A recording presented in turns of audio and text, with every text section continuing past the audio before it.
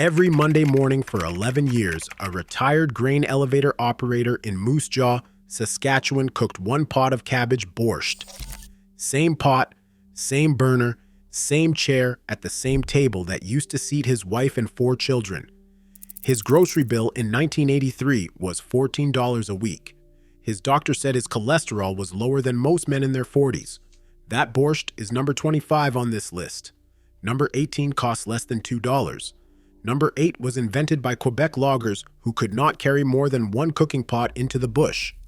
These 25 suppers kept Prairie seniors alive through winters that dropped to -40 and pension checks that barely covered the month. People eating alone at kitchen tables in towns where the young people had all moved to Calgary or Toronto. Hit that subscribe button. Let us count down the forgotten one-pot suppers for Canadian seniors living alone. Number 25, cabbage borscht. In the Ukrainian bloc settlements east of Edmonton, this was the soup that survived every generation. A head of cabbage cost 35 cents in 1978. A few beets, a potato, a can of tomatoes, and a bone from the butcher that most people got for free. You put the whole pot on the stove and let it simmer for 2 hours, and it filled your kitchen with a smell that could pull a memory out of a decade you thought you had forgotten. Ukrainian grandmothers on the prairie served this with a spoonful of sour cream and a thick slice of dark bread. For a senior living alone in a drafty farmhouse outside Vegreville, one pot lasted 4 days. The leftovers got better each time. That was the whole recipe. Number 24, split pea and ham hock soup. This was the soup the French-Canadian settlers carried across the Shield and into the western provinces. A bag of dried yellow peas cost 89 cents in 1974. A smoked ham hock from the butcher cost $1.10. Celery, onion, and a bay leaf. The pot went on the stove at 9 in the morning, and it stayed there until supper. The peas dissolved into the broth until you could stand your spoon in it. A woman named Therese Couture in St. Boniface, Manitoba made this soup every Thursday for 22 years after her husband passed. She said it was the only meal that made the house smell like someone still lived there. Habitants sold a canned version for decades, but the real thing tasted nothing like the can. Number 23, farmer sausage and potato soup. In the Mennonite communities of southern Manitoba, this was Tuesday night. Farmer sausage cost $1.29 a pound in 1979, and a 5-pound bag of potatoes cost 69 cents. You sliced the sausage into coins, cubed the potatoes, added water, and a handful of dill from your garden. That was it. No cream, no stock, just sausage, potatoes, water, and dill. The fat from the sausage made its own broth. Mennonite women in Steinbach and Winkler served this with fresh bread and schmont fat, a cream gravy that turned simple food into something worth sitting down for. Your grandmother probably never wrote this recipe down, because there was nothing to write. It was the kind of meal you learned by standing next to the stove and watching. A senior on a fixed income could make this pot for under $2 and eat from it for 3 days. Number 22, Rubaboo. If you are not Métis, you have probably never heard this word. It comes from the Métis tradition, a blend of the French word roux and the Algonquin word for soup. Fur traders and voyageurs lived on this stew for 2 centuries as they crossed the prairies by canoe and on foot. The original recipe used pemmican, dried meat pounded with fat and Saskatoon berries, boiled with whatever was on hand. Wild onions, potatoes, turnips. A fistful of flour to thicken it. By the 1970s, Métis families in Batoche and Île-à-la-Crosse had adapted it with ground beef and canned vegetables, but the principle was the same. One pot, everything in. Let it cook until the cold stopped mattering. For a Métis elder living alone in northern Saskatchewan, this was more than supper. It connected you to the fur trade, to the canoe routes, to a tradition that stretched back further than Confederation. The old ways still worked. They always had. Number 21. Bannock stew. Bannock is the most universal bread in Indigenous Canada. It is made from flour, water, baking powder, and lard. In Winnipeg, a nonprofit called Got Bannock delivered fresh bannock and stew to people living on the streets. But on the reserves and in the small towns across the prairies, bannock stew was a family meal. You would brown ground meat in the bottom of a pot and add water, potatoes, carrots, and onion. When the stew was bubbling, you tore pieces of bannock dough and dropped them in. The bannock puffed up and soaked in the broth. A Cree grandmother in the pass, Manitoba, could feed her grandchildren with $2 worth of groceries and have enough left over for tomorrow. For a senior cooking alone, one pot made enough food for half the week. The bannock absorbed the broth and turned soft and rich, and if you closed your eyes, you could taste every kitchen that had ever made it before yours. Number 20. Wild rice and mushroom soup. Manitoba wild rice is not rice at all. It is a grass that grows in the shallow lakes and rivers of the Canadian Shield, and the Ojibwe have harvested it from canoes for thousands of years, knocking the grains into the boat with wooden sticks. By the 1960s, wild rice had moved from the lakes into the kitchens of prairie towns. A cup of wild rice, a handful of dried mushrooms, an onion, and a pot of water. Simmer for an hour. The rice split open and released a nutty, earthy flavor that you could not get from anything sold in a grocery store. In the 1980s, a bag of Manitoba wild rice cost $3.50 at the general store. Expensive by prairie standards. But you only needed a cup to make a pot that lasted days. Number 19. Chicken and dumpling pot. A whole chicken cost $1.09 a pound in 1982 at the Co-op in Regina. But the backs, necks, and wings were sold separately for almost nothing. A senior could buy $1.50 worth of bony chicken parts, simmer them in a pot of water with celery and onion until the meat fell off. Pull the bones out, then drop spoonfuls of biscuit dough into the simmering broth. The dumplings puffed up soft and pillowy, absorbing the chicken flavor as they cooked. 20 minutes, covered, and the pot was full of tender chicken, thick broth, and dumplings that dissolved on the tongue. This was the meal that church ladies in small-town Saskatchewan brought to the doorstep when someone lost a spouse. For a senior cooking for one, a single batch lasted nearly a week, and every time you reheated a bowl, the kitchen smelled like someone still cared enough to cook for you. Number 18. Ukrainian cabbage roll soup. In towns like Kenora and Yorkton, Saskatchewan, where the Ukrainian population outnumbered everyone else combined, cabbage rolls were sacred.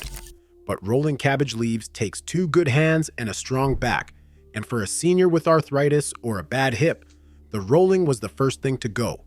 So they invented a soup. Same ingredients, no rolling. Chop your cabbage. Brown the ground pork with rice and onion. Dump everything into a pot of tomato broth and let it simmer for an hour. The flavor was identical to the rolled version, but the effort was a fraction of what you remembered. A woman named Olena Patrick in Yorkton made this every Sunday from 1971 until she passed in 2003. She told her daughter that the soup saved her pride because she could not bear to serve lumpy cabbage rolls to company, but she could always serve a beautiful pot of soup. The dish spread through the Ukrainian church basements of Saskatchewan faster than any cookbook could travel. Women who had spent decades perfecting their cabbage rolls suddenly had a version they could make with one hand. The ingredients cost less than $3 in 1985. A head of cabbage, a pound of ground pork, a cup of rice, a can of tomato juice. That was the shopping list. The pot lasted a week, and for a senior eating alone at a table that used to hold a family of 8, it tasted exactly like the holiday dinners they remembered which was the whole point. Pause 1 second. Number 17. Barley and beef stew. Barley was the cheapest grain on the prairies. A 2-pound bag cost 59 cents in 1976, and you only needed 1 cup to thicken a whole pot. You bought the toughest, cheapest cut of beef your butcher had. Chuck or shank. Brown it in the pot with an onion. Add water, barley, carrots, and a potato. Let it simmer for 3 hours until the beef fell apart and the barley turned the broth into something the spoon could almost stand in. This was harvest supper food, the meal that farm wives in southern Alberta made for threshing crews of 12 men who needed to eat fast and get back to the field. By the 1980s, those threshing crews were gone, replaced by combines, and the barley stew moved from the harvest table to the kitchen of a retired farmer eating alone. Same pot. Different silence. Number 16. Potato and onion chowder. A 10-pound bag of potatoes cost 99 cents in 1977 in most Prairie grocery stores. Onions were 29 cents a pound. Butter, flour, milk. That was the whole list. You peeled and cubed the potatoes. You sliced the onions thin. You simmered them in water until soft, then stirred in a roux of butter and flour, and finished with milk. Some people added a strip of bacon. Some did not. The chowder was thick, white, and plain, and it filled you up without asking anything in return.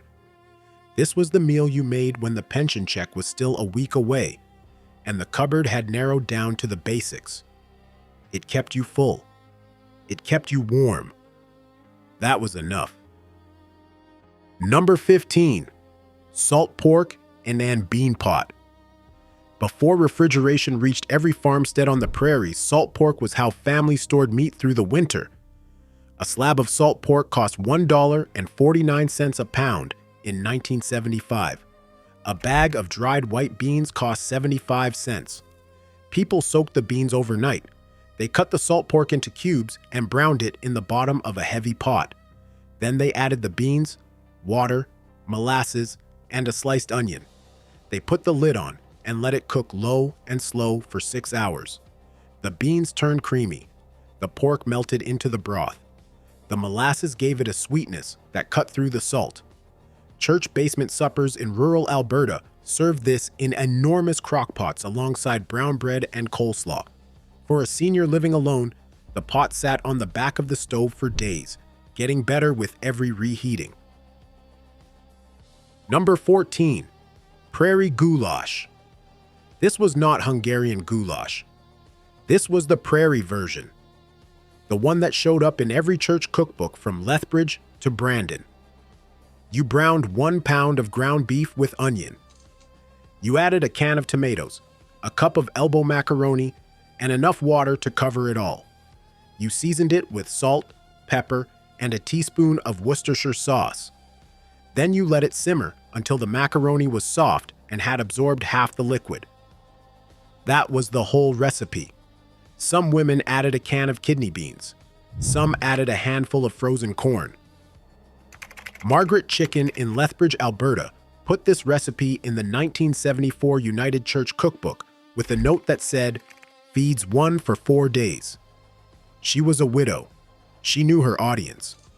By the 1980s, Prairie goulash had disappeared from dinner tables, replaced by frozen meals and fast food that cost 3 times as much and fed the body without feeding anything else. The recipe worked because everything cooked in one pot, no draining, no separate pans. A senior with shaking hands or failing eyesight could make this meal from memory alone. The ingredients cost $2.25 in 1980. Ground beef was the expensive part. Everything else came from the pantry, and when it was done, the kitchen smelled like a Wednesday night in 1965, when the kids were still home and the table was full and nobody thought to write down the recipe because they assumed it would always be there. Number 13. Turnip and carrot stew. Turnips were the vegetable nobody wanted, and every prairie garden grew them anyway. They kept in the root cellar all winter. Carrots did the same. A pot of water, cubed turnips and carrots. A ham bone if you had one. Salt, pepper, a dried bay leaf. Simmer until the vegetables are soft enough to mash against the side of the pot with a wooden spoon. Some people added dumplings. Some did not. The stew cost almost nothing if you grew your own vegetables. And on the prairies in the 1960s and 1970s, most seniors still did. A garden was not a hobby. It was a line item in the budget. The turnip stew was proof that a person could survive a prairie winter on almost nothing and still sit down to something hot. Your grandfather ate this 3 times a week and never once called it a recipe. He called it Tuesday. Number 12. Lentil and sausage pot. Red lentils cost 79 cents a pound in 1981. Farmer sausage cost $1.35. You chop the sausage, added lentils, water, a diced onion, and a carrot. Season with paprika and a bay leaf. Simmer for 40 minutes. The lentils dissolved into a thick, golden soup that coated the back of the spoon. This dish came to the prairies with Eastern European immigrants who settled in towns like Hafford and Waukau, Saskatchewan. They brought seeds in their pockets and recipes in their memories. The lentil pot was what they made when the harvest was poor, and the root cellar was running low. For a senior living alone in one of those towns decades later, the meal still solved the same problem it had solved for their grandparents. Cheap, warm, one pot, one bowl. You did not need a cookbook. You needed a pot and 40 minutes. Number 11. Corn chowder. Sweet corn was everywhere on the prairies in August, and the women who canned it in mason jars in September had soup for the rest of the year. A quart of home-canned corn, cubed potatoes, diced onion, a strip of bacon cut into small pieces. Cover with water. Simmer until the potatoes were tender. Then stir in a cup of milk. The chowder was golden and thick, and it tasted like the end of summer, even in the dead of February. A jar of canned corn was essentially free if you grew it yourself. Add in the potato and the bacon, and your whole pot costs less than $1. For a senior alone on a farm in central Alberta, opening that jar in January brought August right back into your kitchen. Number 10. Venison stew. In the rural prairies, hunting season was not a sport. It was grocery shopping. A deer tag in Alberta cost $8.75 in 1978. One deer could fill a freezer for months. You cubed the venison, browned it in the pot with lard, added potatoes, carrots, onion, and water. You seasoned it with salt, pepper, and a splash of vinegar to cut the gamey taste.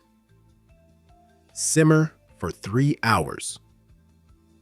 The vinegar was the secret every hunter's wife knew and never wrote down. It tamed the wild flavor without killing it. For a senior living alone in a town like Olds or Ponoka, that pot of venison stew was the difference between a $40 grocery trip and a $12 one. The deer was already in the freezer. The vegetables came from the garden. The pot cost almost nothing but time. And for a person who had more time than money, that was the best trade you could make. Number 9. Kielke and farmer sausage pot. Kielke are rolled noodles, and in the Mennonite communities of southern Manitoba, they are the most beloved comfort food there is. A survey once named Kielke with Schmont fat the number 1 Mennonite dish. The noodles are simple: flour, egg, water. You rolled them out and cut them into strips. Boiled potatoes and sliced farmer sausage cooked together in one pot. When the potatoes were nearly done, you drop the Kielke in on top. Everything finishes together. Drain most of the water and pour warm Schmont fat over the whole bowl. The cream gravy was the heart of it. Butter, flour, and cream, cooked until it thickened. The ingredients cost $2.50 in 1983. For a senior in Altona or Gretna, this was not just supper. It was proof that the old country had not entirely disappeared. Number 8. Cipaille. This is the one most Canadians outside Quebec have never tasted. Cipaille started in the lumber camps and fishing villages of the Gaspé and Charlevoix regions, where men needed a single pot that could feed 20 and survive a day of reheating. The name comes from the English cipaille, but the dish belongs entirely to Quebec. Layers of meat and pastry, stacked in a deep pot, an edible monument to winter. The original used wild game, moose, deer, rabbit, partridge, whatever the hunters brought home. Each layer of meat was separated by a thin sheet of pastry dough. Potatoes went between the layers. The pot was filled with broth, sealed with a final layer of dough on top, and baked for hours until the pastry absorbed the juices and the meats melted into each other. A woman named Marie-Ange Bouchard in Saguenay told her granddaughter that a proper cipaille should be so heavy you need 2 hands to carry it to the table. That was how you knew it was done. When the French-Canadian families moved west to the prairies in the early 1900s, they brought cipaille with them. The recipe adapted. Beef replaced moose. Pork replaced rabbit.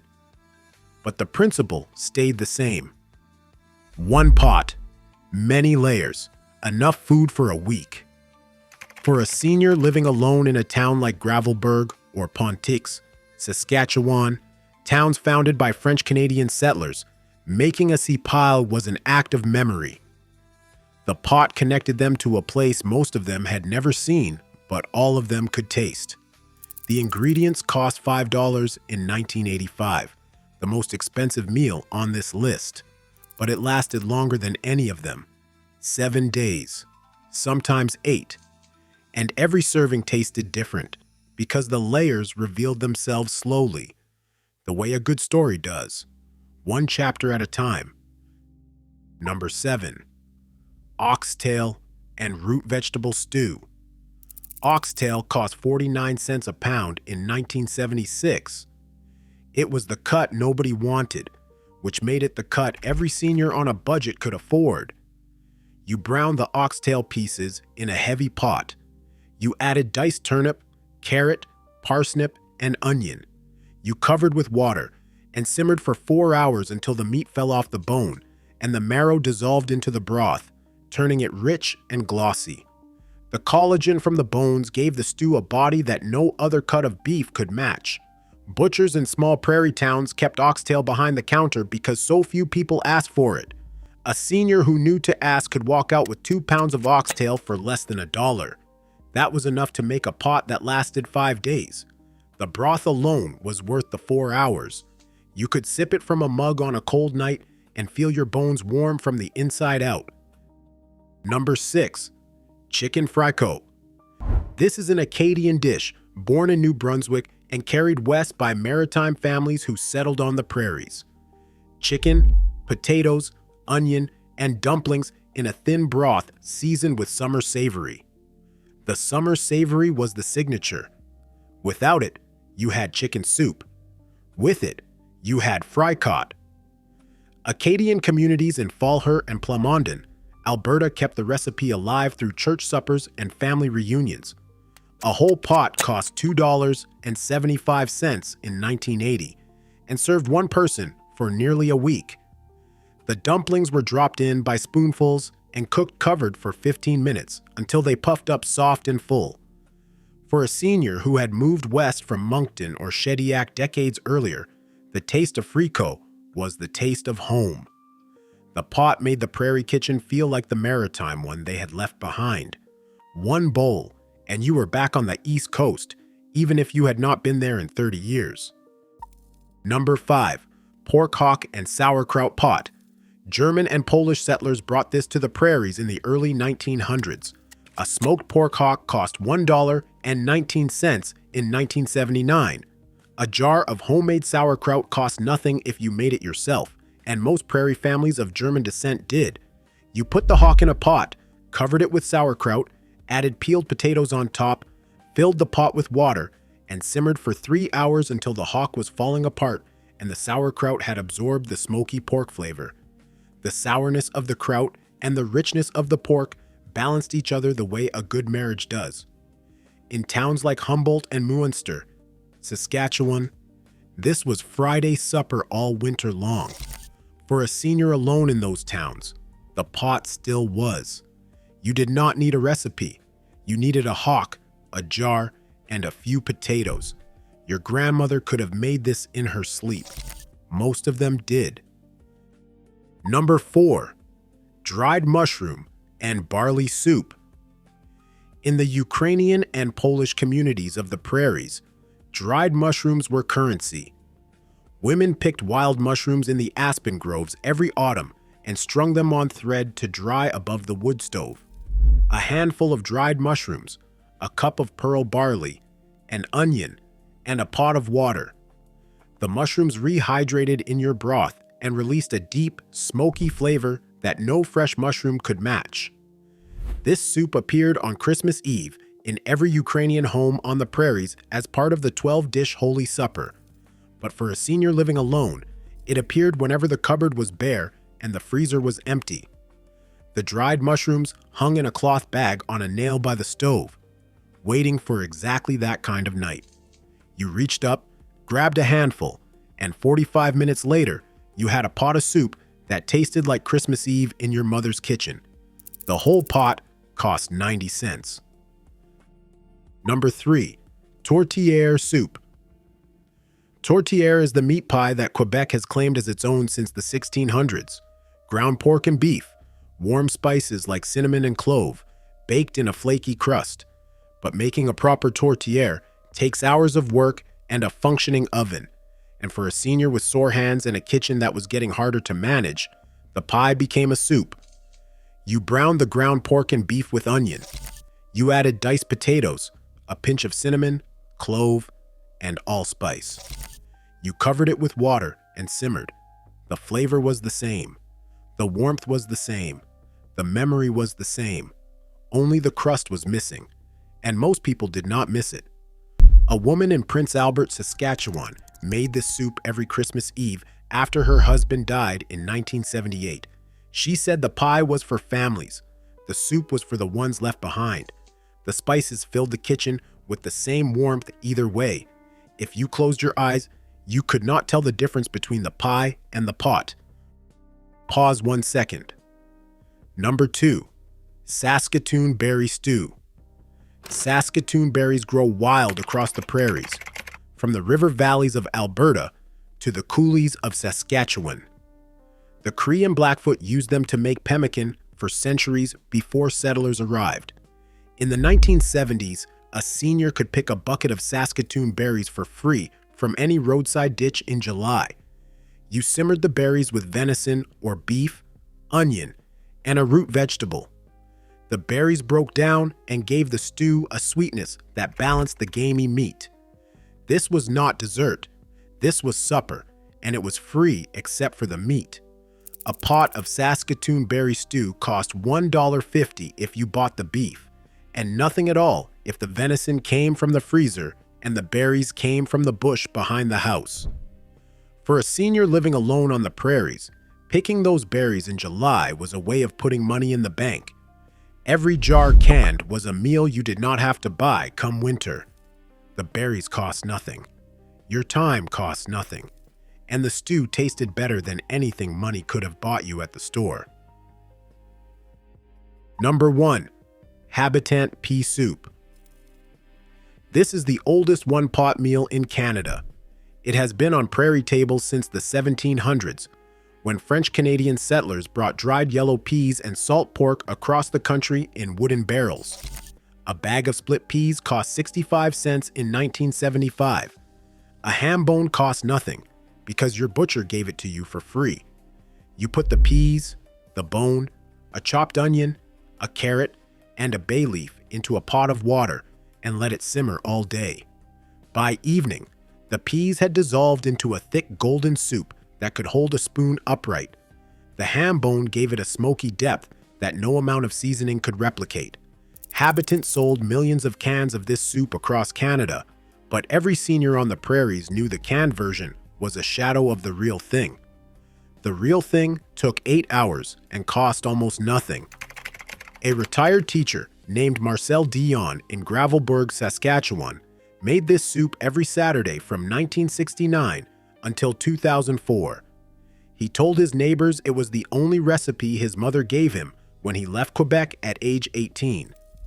That was 1952. He carried it in his head for over 50 years. The soup never changed. The kitchen did. The table did. The chairs emptied one by one. But the soup stayed the same. And for a senior eating alone in a province that was not the one they were born in, that consistency was everything. Set a place. Use a real plate. Pour yourself a glass of water. Sit at the table, not the couch. Because these meals were never just about being cheap. They were about staying alive and staying human when the prairie wind was trying to convince you that neither was worth the trouble. Every one of these 25 suppers was made by someone who decided that eating alone did not mean eating without care, that a single pot on a single burner in a quiet kitchen was still worth the effort. Make one of these this week. Try the cabbage roll soup. Try the farmer sausage pot. Try the Cipaille if you have the patience and the freezer space. Share which one you are going to make in the comments. I want to know if the Rubaboo gets more love than the pea soup. I want to know if anyone else's baba hung dried mushrooms on a string above the wood stove. I want to know if your grandmother made her borscht with beet tops or without, because these are not just recipes. They are proof that the simplest food made in one pot eaten alone at a prairie kitchen table can still be an act of dignity.